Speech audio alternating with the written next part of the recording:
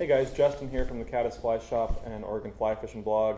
Today I'm going to be tying up a little, pretty big stonefly jig type pattern here using some new products, and yeah, cool one for local trout fishing early in the season here, higher water. It's a pretty heavy bug.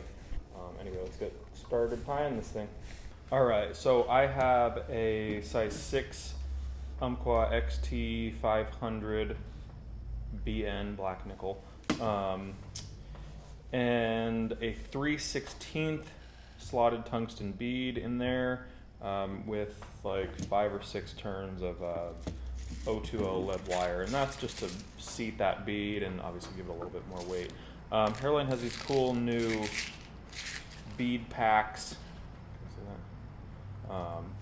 They come in a variety of different sizes. They've got brass beads, they've got the non-slotted, they've got, some cooler colors, pink, white, and all the sizes and everything. So if you tie a wide variety of sizes of flies and want some different size beads and everything, that's a great way to go.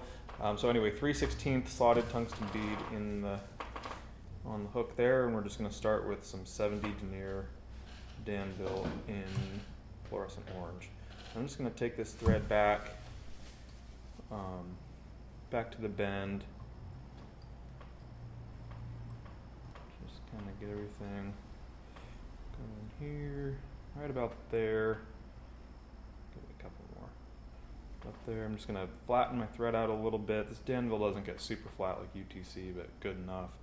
And then I'm just going to build up a little bit of a bump here because I'm doing a biot tail, so it'll be a little bit of a hot spot in the back there, and then a little bit of a prop for our biots. Okay, just building this up a little bit, flatten it out a little bit more.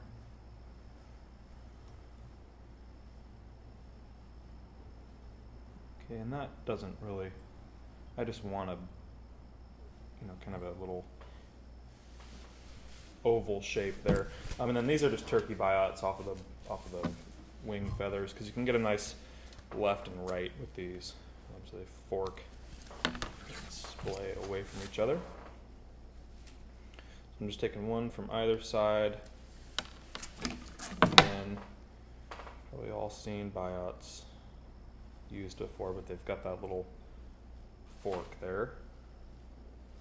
So I'm just going to match those up side by side, and then pushed back. I'm just going to flip these over here. Just going to push these back. So they're sitting off, half an inch or so, a little bit less than that. I'm going to give it 2 loose turns, and on the third one, cinch down. Okay, going back forward here, just tying those off. Doesn't need to be pretty, just so they're all dialed there. Snip, snip. Okay, clean those up a little bit. And I super glued that lead wire in there, so it's just letting it dry a little bit, but you can go back over with some thread.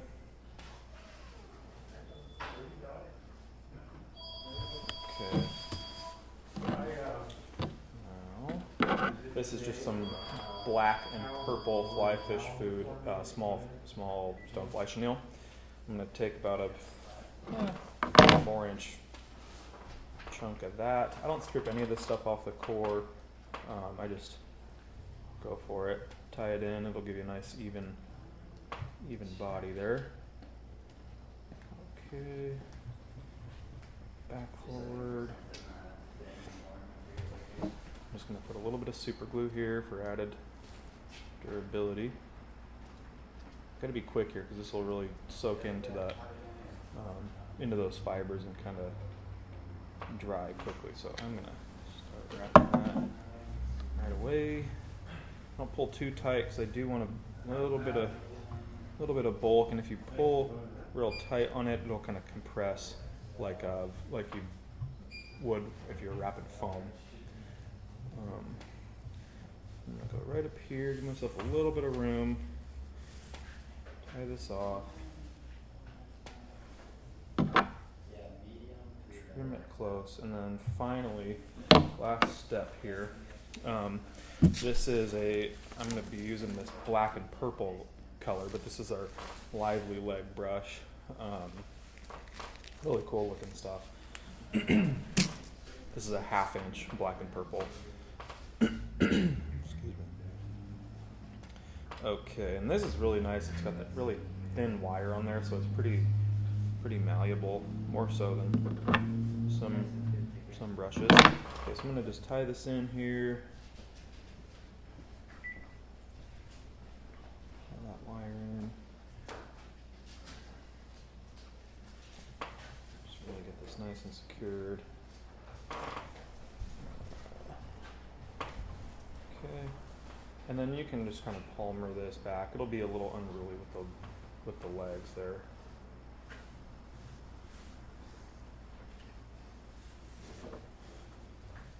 Backing that forward.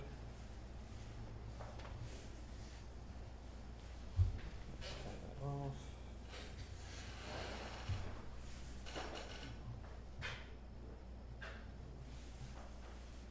Give it a few nice tight wraps there to really lock in that wire, and you can,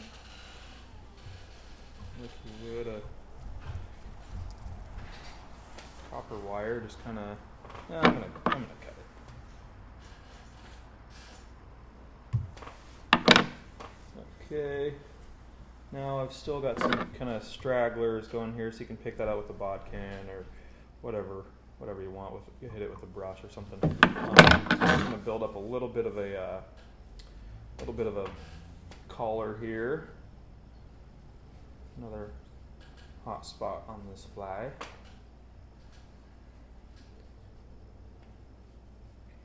Going a little bit, and that'll kind of push those legs back and everything.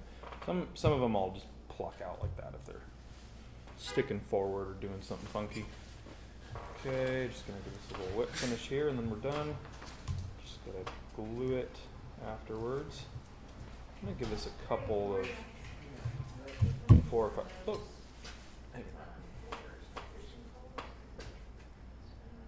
Okay, a couple more, and that's all right if that collar there gets a little thick. Kind of like it more like that, especially with that fluorescent orange. Okay, that should be plenty. So there's one more thing here. I'm not going to glue this one, but I would if I was tying a bunch of these and putting them in my box. So those legs are a little long. You can leave them like that if you like. I just pull them forward, kind of line them all up. And you can see they're a little uneven as far as length goes. So I'm just going to trim them like that, get them all kind of the same length, and that's it. Kind of jigged stonefly with the lively leg brush. Give this thing a try. Like I said, I would probably fish it in the spring when the water's up a little bit and they're looking for a big rubber leggy bug. So give it a shot and let us know if you catch anything on it. Thanks, guys.